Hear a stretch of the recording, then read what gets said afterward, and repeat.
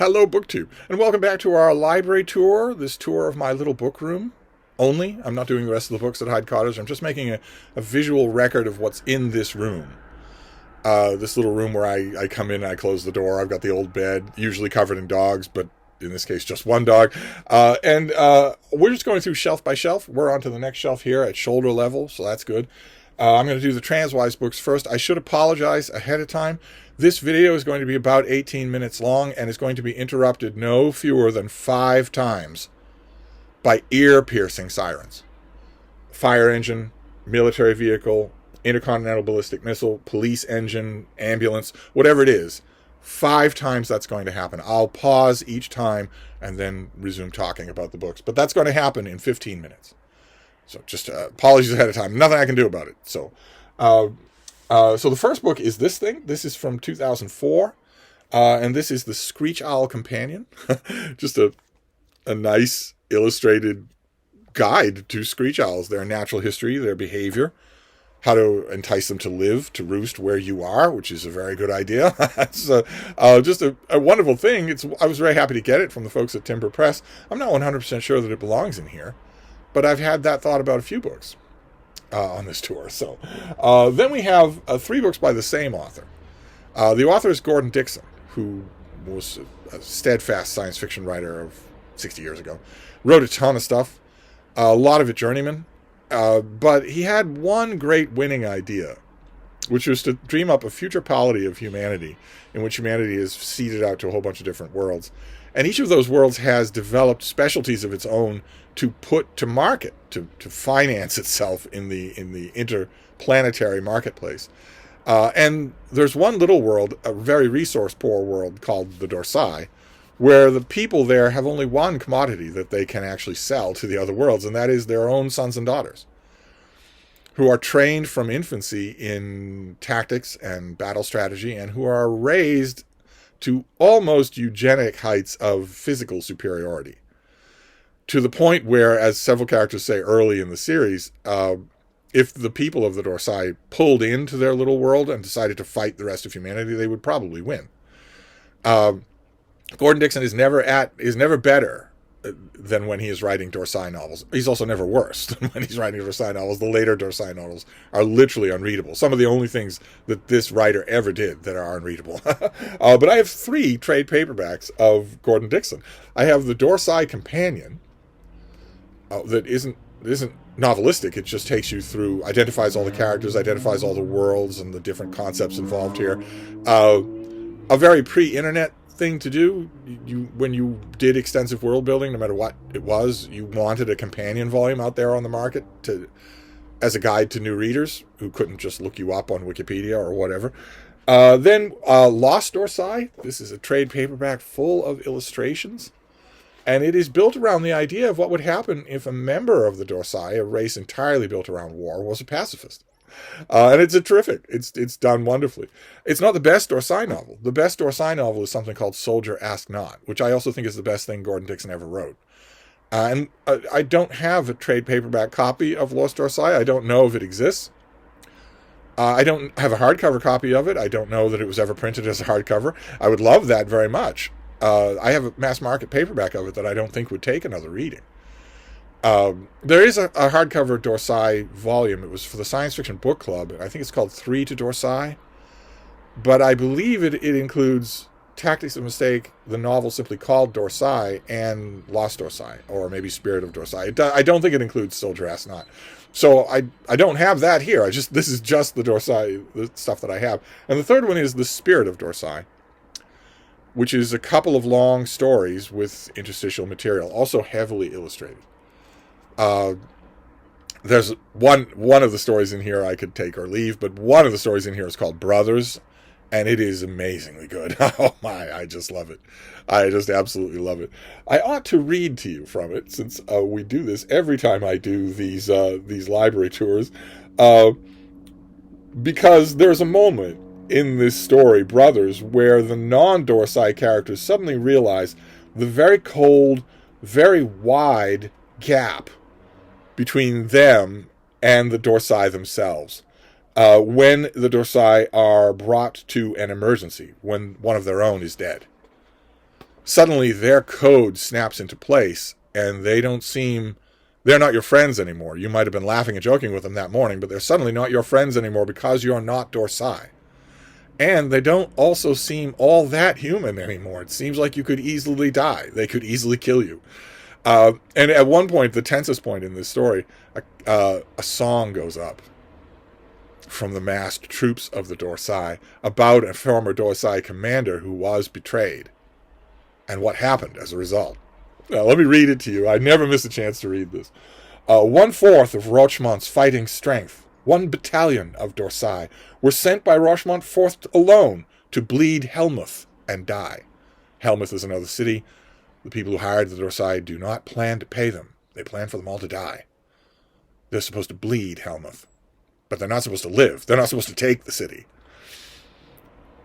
But look down from Rochemont's height upon the Helmuth plain, at all the Helmuth armored force, by Dorsai checked or slain. Look down on Rochemont's shame, to hide the wrong she'd done. She made claim Helmuth had bribed Dorsai. No battle had been won. To prove that lie, the Rochemont lords arrested Jacques Chrétien. On charge he dealt with Helmuth's chiefs for payment to his men. Commandant Arp van Din sent word, "You may not judge Dorsai. Return our colonel by the dawn, or Rochemont town will die." Strong held behind her walls, Rochemont scorned to answer them, condemned and at daybreak hanged young Colonel Jacques Chrétien. Bright the sun that morning rose upon each weaponed wall, but when the sun set in the west, those walls were leveled all. Then soft and white the moon arose on streets and roofs unstained, but when that moon was down once more, no street nor roof remained. No more is there a Rochemont town, no more are Rochemont's men, but stand a Dorsai monument to Colonel Jacques Chrétien. So pass the word from world to world, alone still stands Dorsai, but while she lives, no one of hers by foreign wrong shall die. They little knew of brotherhood, the faith of fighting men, who once to prove their lie was good, hanged Colonel Jacques Chrétien. That's the neat kind of poetic doggerel that Gordon Dickson loved to write, wrote reams of it that I don't think have ever been printed or collected. But at the moment that it appears in the story, it's terrifying. Because the story is narrated by a normal human who thinks that a lot of the Dorsai commanders involved in the story are his friends. Till he realizes they'll kill him like a pig in the street if they don't get what they want. If they don't find the murderer of their man, everyone will die. That's wonderful, wonderful stuff. All right, so we're done with the Transwise books. Now we will do the books on the shelf. So we start with Anne Milano Appel's translation of Son of the Century. So far, this is the only volume of this series, I think, that has appeared in America. But this is a historical novel about the young Benvenuto Cellini. No, Benvenuto Cellini. Benito Mussolini is the name I'm groping for here. Wow, Benvenuto Cellini would love to have been in control of Italy. Oh my, for even 1 minute, he'd have loved to.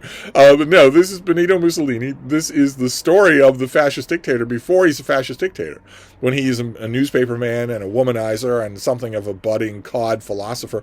And you would think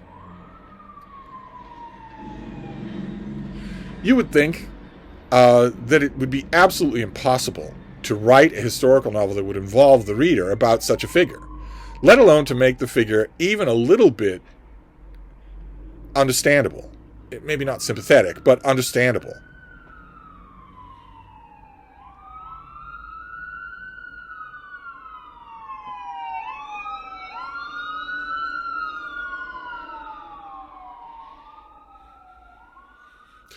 But Antonio Scarlatti manages it. This is actually a beguiling novel. I couldn't believe it when it happened. And when I read it in advance copy, I started spreading the word like crazy about how good it was. Then next we have a book that I've just recently talked about it on this channel, so you already know about it if you're...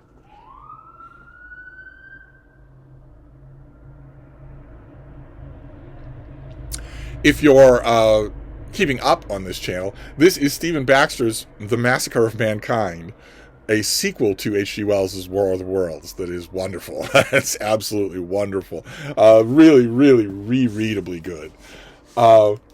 Okay, then we have a little trade paperback. This is by Jane Ward, and it is called Not Gay: Sex Between Straight White Men. And it's just exactly what it says. It is studying men who have sex with men, not always coercively, not always in a prison setting, but who don't consider themselves gay and don't act gay. Don't engage in... It's a strange book. It's very strange. I would say, we've already seen a book here. Where was it? On sexual fluidity in men. I'm not 100% sure what this is. I'm not sure that this is a book about sexual fluidity. It's absolutely fascinating. I think that it's absolutely true. I've mentioned before that humanity has a long-standing view of sexuality. It's not only Christianity's fault. Most of humanity has a long-standing view of sexuality, and I've always maintained that that view is mostly fear. I know from experience, with other animals and also with humans, I know that the human men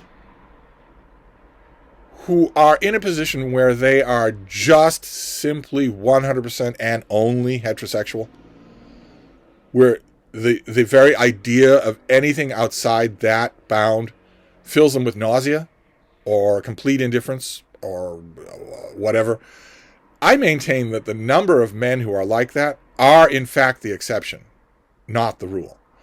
I maintain that that is just as warped as the number of men, in this case, let's say young men under the age of 30, who are only gay and who look at beautiful women and feel and think and want to feel and think nothing. I maintain that those kinds of people that are just so rigidly ideological, I believe they are the exception. I think this book is about the rule. This book is about what happens when maybe the alcohol has been flowing, maybe you're in complete comfort in your room, in your man cave or whatever, with a friend, and the opportunity is just perfect, and the discretion is guaranteed on both sides, and you're both just there. You know nothing's going to be endangered by what you're doing, and so there's that. And then this book is also full of straight men, not gay men, men who don't act it, don't want to be it, feel genuine, measurable physiological attraction to women, who nevertheless anonymously and sometimes very coarsely hook up with other men for whatever reason. It's fascinating. I would have been happy for this to be 500 pages long, a much bigger study. I imagine it's a very hard book to research. Here, let's put this aside so that we have access to these. Now, this next one is a big fat hardcover. This is Max Eastman. This is Enjoyment of Laughter. Max Eastman was a very interesting figure, had a very good biography just about 6 or 7 years ago.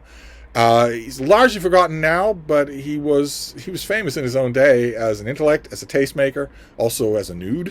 He didn't like clothing any more than I do. And in this book, he undertakes for, what is this, 500 pages?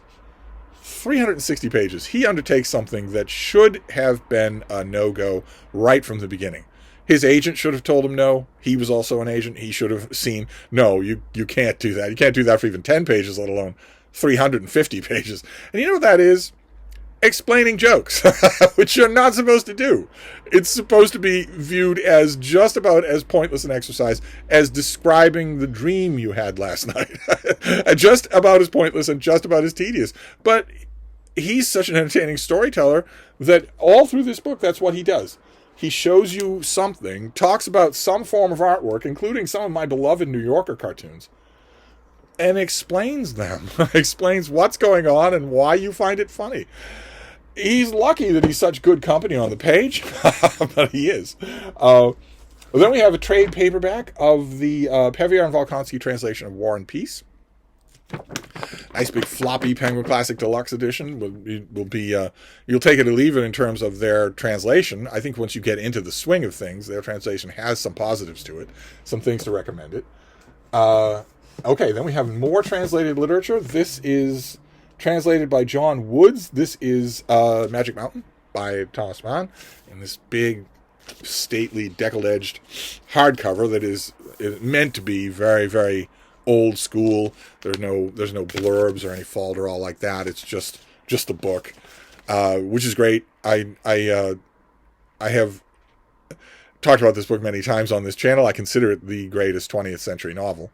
If I had to split the 20th century into groups or decades, maybe that would be fairer to everybody else. But it's always nice to have a nice big fat hardcover. I don't think at the moment I have a nice big fat trade paperback of Magic Mountain in translation, and I don't have Magic Mountain not translated. I think this is the only Thomas Mann in this entire room, which is kind of weird considering how much I love the author. Oh, now wait a minute.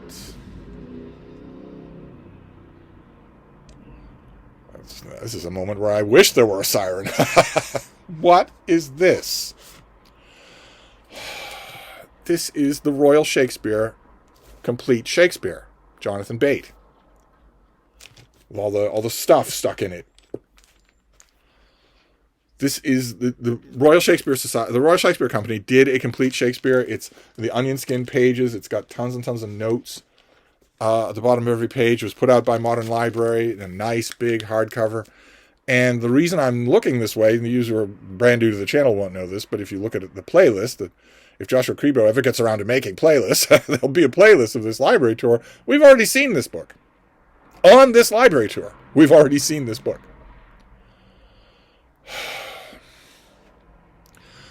So what was here that I pulled it off for? And where did what was here go so that I could put this in its place? And why did I do that? Did I maybe have a Shakespeare clipping that I wanted to put in here and I just thought, I don't want to bend down again, so I'll rearrange the shelves? I don't even remember. And it was just days. How long have we been doing this library tour? It can't be more than 2 weeks. If this is going to happen, what's the point of doing this library tour? What's the point? If things are changing as I do it, what's the point? It's not a visual record anymore then. Okay, all right, well, I will ponder that. I don't need to ponder it on camera. This is wonderful, as you know, because a week ago I talked about it when it was somewhere else in this room. This is wonderful. It's a wonderful, complete Shakespeare. We'll just move on. I've got to think about it, but I don't have to think about it now. Oh, and then we have Carl Schlegel. This is his book, The Soviet Century. Great big thing dealing with the past being a foreign world. This is about the world of the Soviet Union. It's not necessarily a history of the Soviet Union. There are good histories of the Soviet Union, and there's one coming out. I think probably it'll be ready next year. That is amazing. I'm pretty sure that it won't be publishable in America next year, but the author will certainly get an overseas publisher. Certainly. I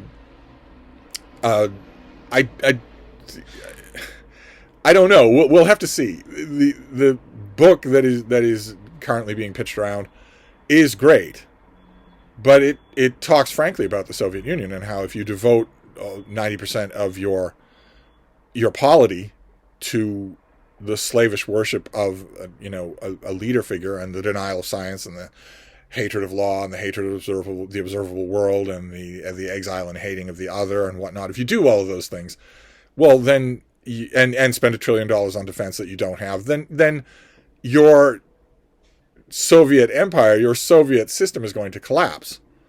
That's not sustainable. And I don't think you're going to be able to publish a book that says those things this time next year. So, not in America, anyway. But this isn't so much just a soup to nuts history of the Soviet Union as it is a cultural snapshot. Pretty big for a snapshot. I'm not describing it well, but it's wonderful. Absolutely wonderful. It is a brilliant work of nonfiction on a vanished country that once upon a time dominated all of our thoughts. Just dominated our thoughts. The Soviet Union did. So there you go. That is this shelf. The books on the shelf and the Transwise books. And this thing, which we have already seen on this library tour. Not the last one from 4 years ago. This one. We already saw this time around. So who knows what other books have moved from one place to another while I've been doing this. What's the point of doing this if this is going to happen? All right. I'm going to wrap this up. I've got other videos to make, but I'll be back. Thank you, BookTube.